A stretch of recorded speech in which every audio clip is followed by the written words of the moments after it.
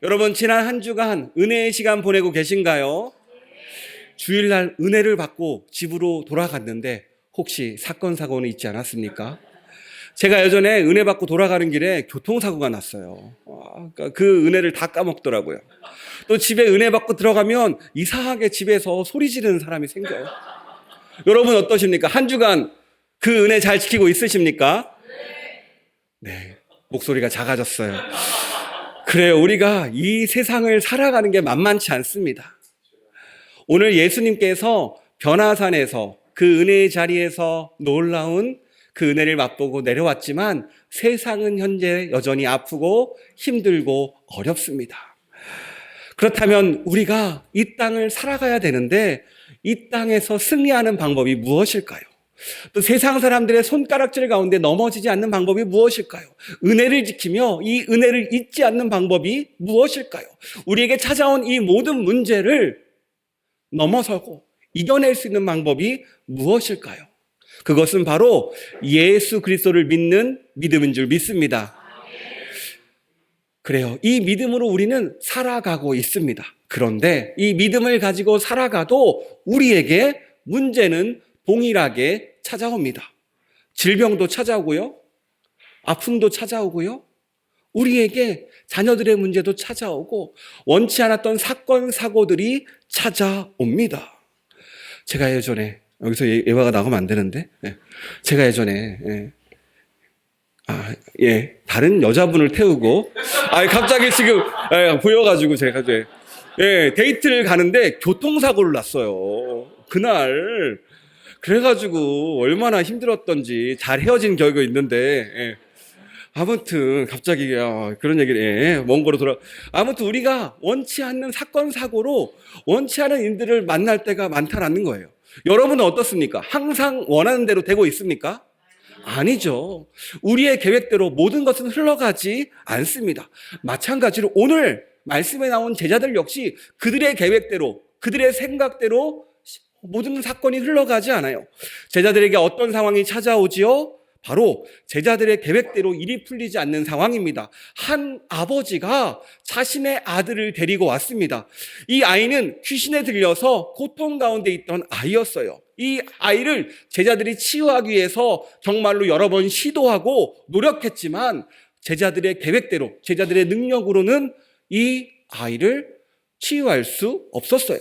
분명히 이 제자들은요, 마가복음 6장을 보면은 전도 여행을 통해서 귀신도 내어 쫓고 병든 자도 고치는 그 권능을 행했던 과거가 있는 사람들입니다. 그런데 지금은 안 되더라는 거예요. 제자들의 입장에서 얼마나 답답했을까요? 참 초조해지고 이 문제를 가지고 있는데 하필 그 주변에 사람들도 엄청 많이 모여 있습니다. 그리고 그 옆에선 서기관들이 말로써 계속 너희들 무능력하냐, 이거밖에 안 되냐 끊임없이 공격하는 상황이에요. 정말로 그 상황 가운데 제자들은요, 어찌할 바를 모릅니다. 무력하게 그들의 방어하면서 지금 우리 컨디션이 아직 돌아오지 않았어 라고 얘기할 수도 있겠지만 때가 되면 될 거야 라고 자신들의 그 의견 여러 가지 핑계를 대면서 어찌할 바 모르는 상황에 처해 있습니다. 그런데 감사한 것은 그 당혹스러운 순간 누가 찾아옵니까? 예수님이 찾아옵니다. 우리 15절 말씀 함께 읽도록 하겠습니다. 온 무리가 곧 예수를 보고 매우 놀라며 달려와 문안하거늘. 아멘. 이 말씀을 보면요, 예수를 보면서 매우 놀랐대요. 그리고 달려왔습니다. 그리고 와서 문안하고 맞이했어요. 이게 어떤 표현입니까? 정말로 예수님을 반갑게 맞이했다는 뜻이에요. 이 세 가지의 동사, 매우 놀라서 달려와서 맞이하였다. 이 단어 자체로 우리는 알 수 있는 것, 정말로 이 제자들이 예수님을 기다리고 있었다라는 거예요. 정말로 제자들이 서기관들과 사람들에게서 쩔쩔매는 그 순간에 그 절묘한 타이밍에 예수님이 오자 너무나 반가웠어요. 얼마나 기뻤을까요? 여러분, 우리가 여기서 얻을 수 있는 교훈이 무엇입니까? 심지어 제자들도 우리와 동일하게 예수님과 함께하지 않으니 똑같은 어려움을 당하더라는 거예요. 문제 가운데 어찌할 바를 모른다라는 거예요. 심지어 능력도 안 나타나고 그것밖에 못하냐고 손가락질하고 너는 예수님 믿는데 왜 그러냐고 그런 일을 우리 동일하게 들었다라는 거예요. 그저 우리가 할 수 있는 것은 핑계밖에 될 수밖에 없어요. 이러지도 저러지도 못한 채 한없이 작아지고 어디로 도망가고 어디로 숨을 데도 없는 상태, 사람들의 조롱거리 같은 상태가 되었을 때 예수님 우리를 외면하지 않고 찾아오셨습니다. 정말 필요한 시점이었어요. 그래서 이것이 은혜이고 우리의 위로이고 우리의 희망인 줄 믿습니다. 오늘 말씀은 우리에게 말하고 있습니다. 우리 하나님은요, 신실하신 분입니다. 이것을 믿으십니까? 약속을 지키시는 분이에요. 우리 하나님은 선하신 분입니다. 이것을 믿으십니까?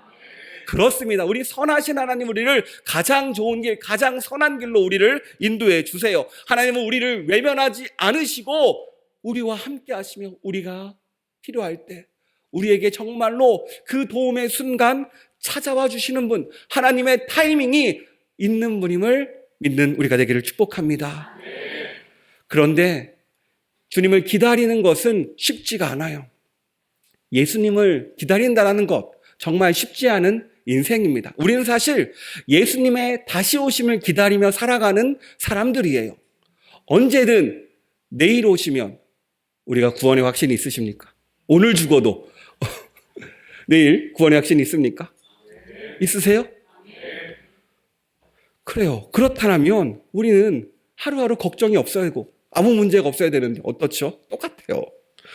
기다리는 게 쉽지 않아요. 여러분 택배 한번 시켜보셨습니까? 물건을 샀을 때 급한데 도착하지 않으면 어때요? 기분이 우울해집니다. 이게 왜 이렇게 안 오는지 괜한 탓으로 택배 아저씨 탓을 해요. 얼마 전에 저희 아들에게 물건을 사줬는데 물건 구입한 날부터 그날 아침부터 저녁까지 끊임없이 애가 어딨냐, 언제 도착하냐 끊임없이 찾아오더라고요. 그것뿐만일까요? 우리가 역시 동일한 마음으로 물건이 언제 오나 마음이 설레이고 괜히 늦게 오면 기분이 나빠지는 게 바로 이 택배입니다. 하물며 신앙적으로 기도 응답이 늦어진다고 생각을 해보세요. 어떤 생각이 드십니까? 답답하죠. 힘듭니다. 사실 기도 응답이 늦어진다는 것은 우리의 삶 가운데 가장 힘든 일 가운데 하나예요. 왜냐하면 기다리면서 끊임없는 고민과 끊임없는 그 흔들거림, 정말로 그 여러 가지 방황이 찾아오기 때문입니다. 제가 이 말씀을 묵상하면서 제 마음속을 한번 바라봤어요. 제가 왠지 기도 응답이 안 오면 이렇게 기도하더라고요. 주님, 내 기도 들으셨죠? 빨리빨리요. 우리는 한국 사람입니다. 예. 주님 언제 움직이십니까? 답답합니다. 때로는 주님이 내 기도 안 들어주실까 봐 그냥 불안하잖아요. 전형적인 한국 사람들은 빨리빨리를 좋아하듯이 우리 주님은 왜 이렇게 늦으시는지. 저 얼마 전에 저희 딸에게 이빨이 문제가 생겼어요. 그래서 이제 치과 갔는데 대학병원에 빨리 가보라고. 그래 하나라도 살릴 수 있다고, 아니면 두 개를 다 연구치를 빼야 된다고 해서, 그래서 이제 아픈 마음으로 이제 급하게 이제 대학병원에 이제 예약을 잡았는데, 아니 그 이빨 하나도 마음이 되게 아프더라고요. 그러면서 엄마가 하나님 어떻게 그럴 수 있습니까? 라고 첫 마디가 그거예요. 아유, 어머니 얼마나 믿음 없습니까? 제가 그래요. 더 웃긴 건 뭔지 아세요? 오늘 또 대학병원에서 연락이 왔어요. 파업 때문에 취소될 수 있다고. 그러니까요, 갑자기 더 마음이 쓰린 거예요. 여러분 어떻습니까? 정말로 계획대로 되지 않고 또 특별히 자녀들에게 문제가 생겼을 때 그 마음은 이루 말할 수 없는 것 같아요. 하물며 이빨도 이런데 다른 문제가 생기고 병이 있고 쉽게 생각할 수 없는 문제들이 찾아왔을 때 우리는 오히려 이 상황 가운데 힘들고 어려움에 처합니다. 마음이 정말 요동치고요. 정말로 마음에 진정이 안 돼요. 정말로 하나님 도와주세요 절로 기도는 나오지만 여전히 불안하고 걱정되고 어찌할 바를 모르는 그 마음이 제 마음을 가득 채우더라고요. 여러분, 이런 상황 가운데 오늘 예수님께서 우리를 보시며 이렇게 말씀하십니다. 19절 우리 함께 읽도록 하겠습니다. 대답하여 이르시되 믿음이 없는 세대여, 내가 얼마나 너희와 함께 있으며 얼마나 너희에게 참으리요, 그를 내게로 데려오라 하시매. 아멘. 예수님께서 이런 우리의 상태를 뭐라고 말씀하십니까? 믿음이 없는 세대여라고 콕 집어서 말하세요. 너에게 믿음이 없대요. 그 평행복음인 마태복음과 누가복음에 보면요, 믿음이 없고 패역한 세대라고 나옵니다. 삐뚤어진 세대가 패역한 세대예요. 믿음도 없고 삐뚤어진 세대래요. 올바른 게 아닌 거죠. 우리 마음 가운데 정말로 선한 게 하나도 없는 거예요. 심지어 믿음이 있다 말하지만 믿음이 없는 게 우리라는 겁니다. 끊임없이 이 자리에 와서 우리가 은혜를 받고 돌아가는 순간 어쩌면 변화산과 같은 이 예배의 장소에서 은혜를 받을 때는 정말 이것처럼 좋은 것 없이 내 마음에 평안이 찾아오고 정말로 행복한 순간을 맞이하지만 정작 삶의 자리로 돌아가니까 어때요?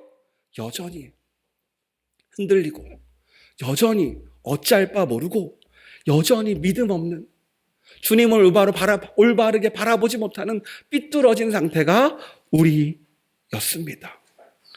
예수님께서는요, 지금 당시에 있던 제자들을 비롯해서 아버지를 비롯해서 무리들과 서기관들, 그리고 더 나아가 오늘날 우리에게도 동일하게 말씀하세요. 믿음이 없는 세대요, 삐뚤어진 세대요, 믿음을 가져라. 왜 불안해하느냐? 믿음이 무엇이길래 예수님이 우리를 질책하면서 책망하시면서 너희에게 필요한 것은 믿음이라고 이렇게 강조하고 계실까요? 분명한 것은 마가복음에서 믿음은요, 하나님의 능력이 실현되는 것과 관련이 있어요. 이게 무슨 말이냐? 중풍병자가 고침받을 때 예수님께서 그들의 믿음을 보시고 고쳐주셨습니다. 12해를 혈루증으로 앓는 여인이 회복될 때도 내 믿음이 너를 구원하였다라고 말씀하셨어요.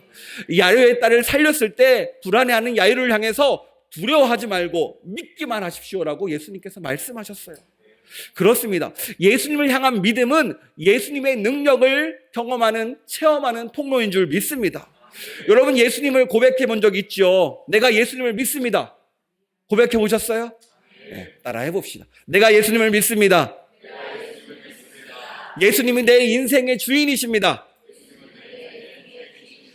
예수님이 나의 구원자이십니다. 아멘. 그렇습니다. 이렇게 예수님을 고백했습니다. 이 고백은요, 내가 예수님을 전적으로 의지하겠습니다, 전적으로 믿겠습니다라는 고백이에요. 이 고백을 예수님이 받으시고 응답해 주시는 거죠. 예수님이 그때 움직이시는 거예요. 신실하신 하나님의 나라가 그들에게 임하니까 병들이 떠났습니다. 어둠이 물러갔습니다. 그들의 평안이 찾아왔고 구원이 임했어요. 그런데 왜 우린 여전히 예수님을 믿고 있는데, 이렇게 예수님을 고백했는데 우리 삶은 여전히 불안하고 요동치고 있고 걱정되고 근심하고 어쩔 줄 몰라 할까요? 오늘 말씀을 보니까 오늘 이 아버지의 그 요청이 우리가 기도하고 평상시 신앙생활하는 모습이더라고요. 어떤 모습이죠? 우리 22절 하반절 예수님께 뭐라고 부탁해요? 그러나 무엇을 하실 수 있거든 우리를 불쌍히 여기사 도와 주옵소서. 주님, 무엇을 하실 수 있거든 우리를 불쌍히 여기사 도와주세요. 우리의 기도의 태도고 우리의 삶의 태도인 것 같습니다. 말로는 방금 전에 예수님 믿습니다 고백했지만 정작 내 마음을 들여보니까 주님, 무엇을 할 수 있거든 우리를 불쌍히 여겨주세요. 우리 마음속 고백이 이렇더라는 거예요. 말로만 예수님 믿는다고 하는데 막상 문제를 만나니까 어떻게 돼요? 우리의 바닥이 드러납니다. 불같은 시험이 찾아오니까 다 타버리고 어쩔 줄 몰라 하는 정말로 죄밖에 안 남은 우리의 모습이 돼요.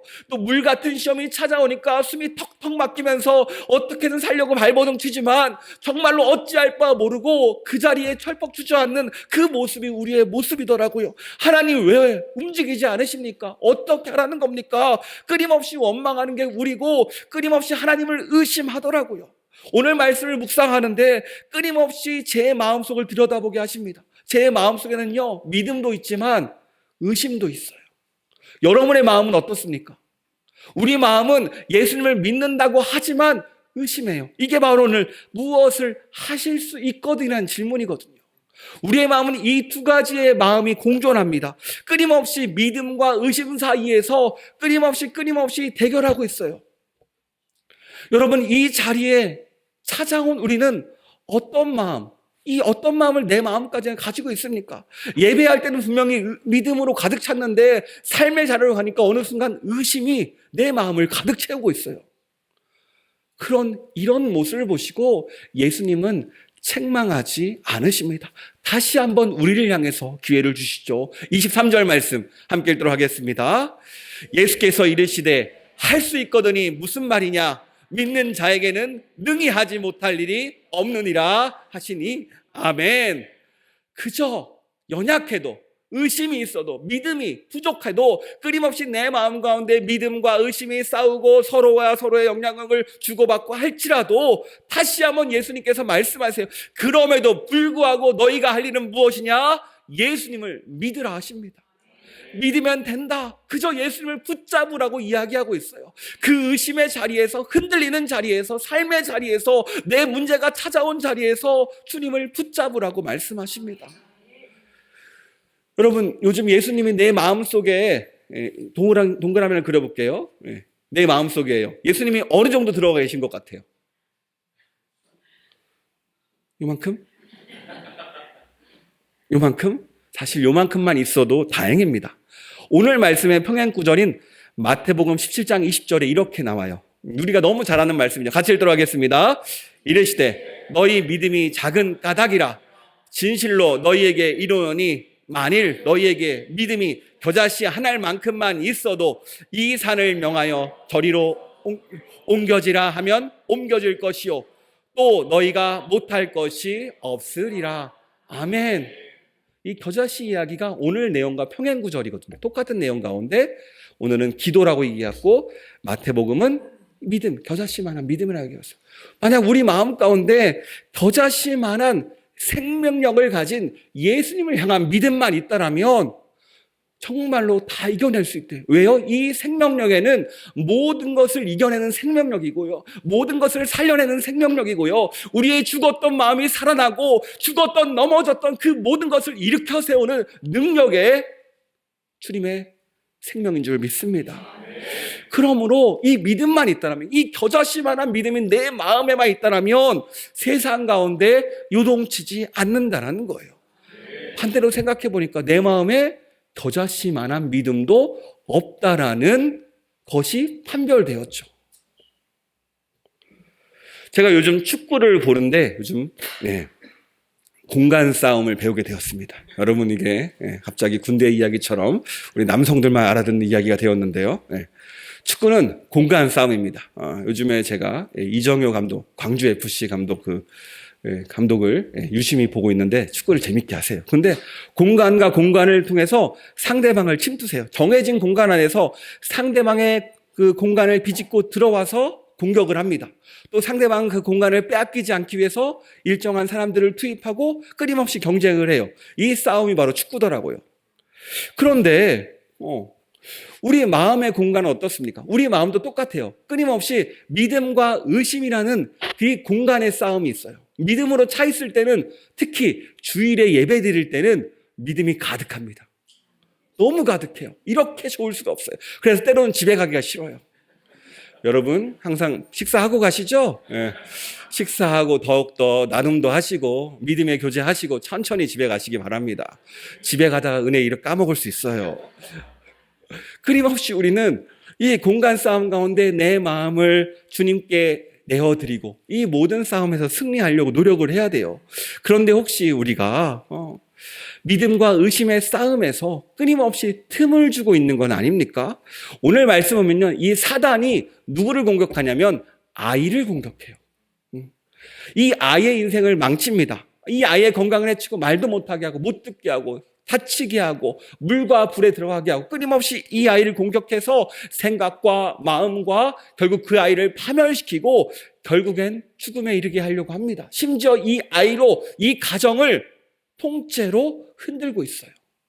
얼마나 사단이 우리를 공격하고 있는지 몰라요. 사단은요, 우리를 기다려주지도 않습니다. 생각해주지 않아요. 그저 넘어뜨리고 파괴하고 죽이려고 합니다. 이게 그들의 목적이지요. 그러면서 그 사건을 통해서, 문제를 통해서 어떻게 만들어요? 우리 마음 가운데 하나님을 향한 의심의 마음을 키운다라는 거예요. 그래서 하나님을 향한 믿음이 작게 만들고 의심을 크게 만들어서 결국엔 어떻게 합니까? 하나님을 향해 의문을 품게 만들고 하나님을 떠나게 만드세요. 이게 바로 우리의 세상 사는 모습입니다. 이런 살벌한 세상 가운데 우리는 어떻게 이 마음을 지킬 수 있을까요? 오늘 말씀에 그 답이 있습니다. 우리 24절 말씀 다시 한번 읽도록 할까요? 곧 그 아버지가 소리질러 이르되 내가 믿나이다. 나의 믿음 없는 것을 도와주소서 하더라. 아멘. 그 문제의 순간, 내가 넘어진 곳에서 우리가 해야 될 것이 있습니다. 우리는 문제가 찾아올 때마다, 특히 원치 않았던 질병들이 찾아올 때마다, 또 내가 계획했던 일이 무너질 때마다 하나님을 향해 소리치래요. 이 아버지가 어떻게 해요? 소리칠러 나의 믿음 없는 것을 도와주소서. 다른 사본을 보니까요, 소리 지르며 통곡하면서 말씀했대요. 통곡하며 소리질러 이르되 주님 나를 도와주소서. 정말 간절하게 주님을 찾았다라는 거예요. 예수님 나의 믿음 없는 것을 도와주세요. 또 정말로 내 삶에 문제가 처해지니까 찾아오니까 또 넘어지는 나를 도와주세요. 정직하게 예수님께 도움을 구하고 주님 앞에 나아갔더니 주님께서 그 아이 가운데 그때 이 사람을 돌보지 않습니까? 오늘 이 사람의 요청이 바로 기도예요. 주님 앞에 소리 지르는 것, 주님 앞에 간절히 요청하는 것, 주님 도와주세요. 이게 기도가 아니면 무엇이겠습니까? 그러므로 우리가 삶에 무너진 그 자리 가운데 비록 우리가 연약하고 또 쓰러지고 넘어지지만 그 넘어진 모습 그대로, 때로는 그 죄 가운데 나를 끊임없이 힘들게 하는 그 중독된 그 모든 것들이 우리를 넘어뜨리게 하지만 다시 한번 기도할 때 우리는 일어설 수 있음을, 주님께서 도와주심을 우리에게 알려주고 있습니다. 그렇습니다. 우리에게는 믿음이 없어요. 신실하신 예수님의 이름과 능력을 의지할 때 우리에게 믿음이라는 선물이 주어집니다. 그래서 구하는 이에게 이 믿음은 선물처럼 주어집니다. 그저 진실하게 나가면 돼요. 내 마음 내어놓고서 내 믿음 없는 모습 그대로 인정하면서 주님 나의 믿음 없는 나를 도와주시옵소서. 그러면 된다라고 오늘 우리에게 말씀하고 있습니다. 오늘 제자들 보세요. 제자들은요 좀 특출난 사람들이잖아요. 마치 우리 목회자들 같은 사람들 아닙니까? 그런데 어때요? 여전히 부족하고 능력 없고 어찌할 바를 모르잖아요. 우리도 마찬가지예요. 주님이 보시기에는 다 도찐 개찐이에요. 다 불쌍하고 다 국률하고 서로 자기가 크고 자기가 싸우는데 주님 보시기에 얼마나 한심할까요? 그저 그 모습 자체가 주님 보시기에 얼마나 속상하실까요? 그저 너무나 우리를 바라볼 때마다 국률하심으로 우리를 끊임없이 다시 한번 일으켜 세워주시는 그 주님의 마음을 우리가 깨달았으면 좋겠습니다. 그냥 주님께 나가래요. 너희들 모습 다 알고 있으니까 그렇게 넘어지는 모습, 쓰러지는 모습, 또 어찌할 바 몰라서 주님 원망하는 모습 알고 있으니까 있는 모습 그대로 나가라고 합니다. 그저 믿음을 구하라고 말씀하세요. 그렇습니다. 우리 하나님은 어떤 분이세요? 전능하신 분이십니다. 선하신 분이십니다. 우리를 도와주시고 지켜주시고 함께하는 분이세요. 특별히 우리에게 가장 좋은 것을 주기를 원하시는 분입니다. 그래서 우리 하나님은요, 우리의 요청에 응답하시고 우리의 요청에 역사하십니다. 오늘 이 아이를 회복해서 구원해 주신 것처럼요. 우리 25절부터 27절까지의 말씀 함께 읽도록 하겠습니다.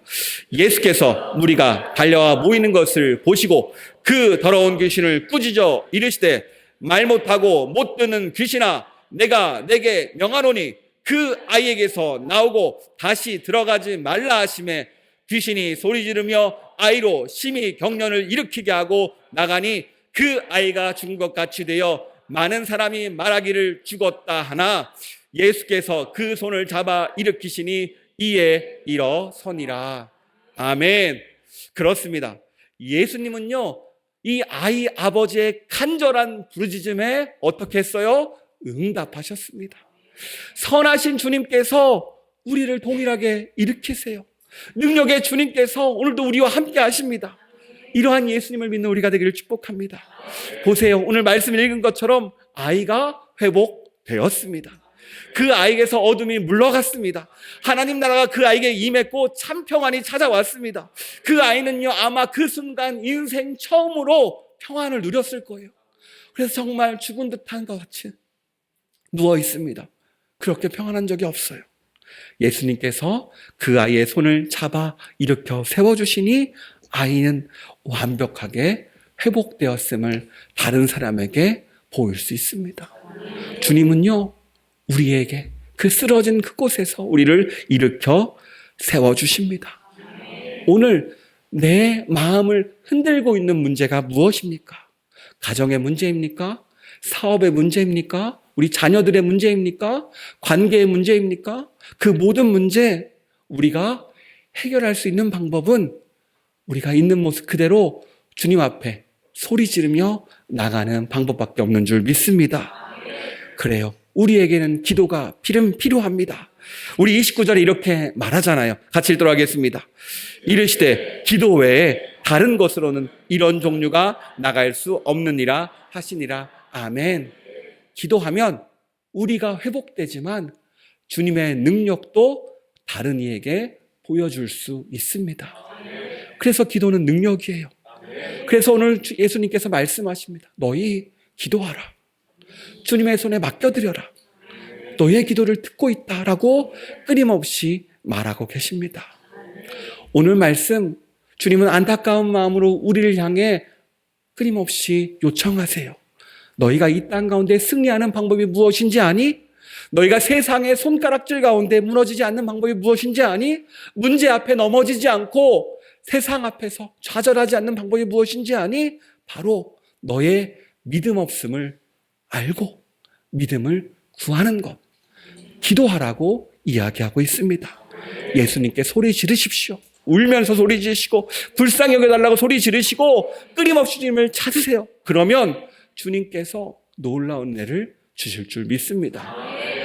제가 요즘 기도하면은 주시는 마음이 있어요. 뭐냐면 기뻐하라고 감사하라예요. 너는 어떤 상황에서도 기뻐하고 감사하라.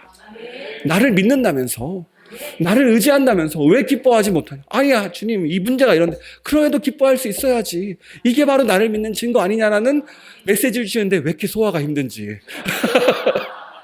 소화가 힘든지 아직도 소화 중입니다. 아직 여기서 걸려가지고 안 내려가요. 평생 내려갈지 모르겠어요. 하지만 저 역시 이 안에서 끊임없이 의심과 믿음 안에 싸우겠지만 주님 만나는 그날에는 소화시킬 줄 믿습니다. 저만뿐만 아니라 여러분, 이 모든 싸움 가운데 기뻐하고 감사하는 마음이 우리의 삶을 지배할 수 있도록 주님께 내어드리는 우리가 되기를 축복합니다. 기도하겠습니다. 참 좋으신 하나님 감사합니다. 오늘도 우리를 살려내시며 오늘 말씀 가운데 기도하라, 주님께 소리 지르라, 외치라, 내가 듣고 행할 것이다 말씀하시니 감사합니다. 주님, 우리의 삶에 문제가 찾아왔을 때, 또 예상치 못한 우리의 계획이 무너졌을 때 우리는 어찌할 바 모를 때가 많습니다. 하지만 그 상황 가운데서 다시 한번 주님을 붙잡고 승리하기를 원합니다. 주님을 의심하는 것이 아니라 주님을 믿고 신뢰하기를 원합니다. 주님을 믿을 때 우리에게 놀라운 능력과 은혜가 임할 줄 믿습니다. 이 말씀 붙잡고 각자의 가정과 삶의 자리에서 승리하는 우리가 되게 하여 주시옵소서. 주님이 도와줄 줄 믿습니다. 주님이 역사할 줄 믿습니다. 능력의 이름 되시는 예수님의 이름으로 기도합니다. 아멘.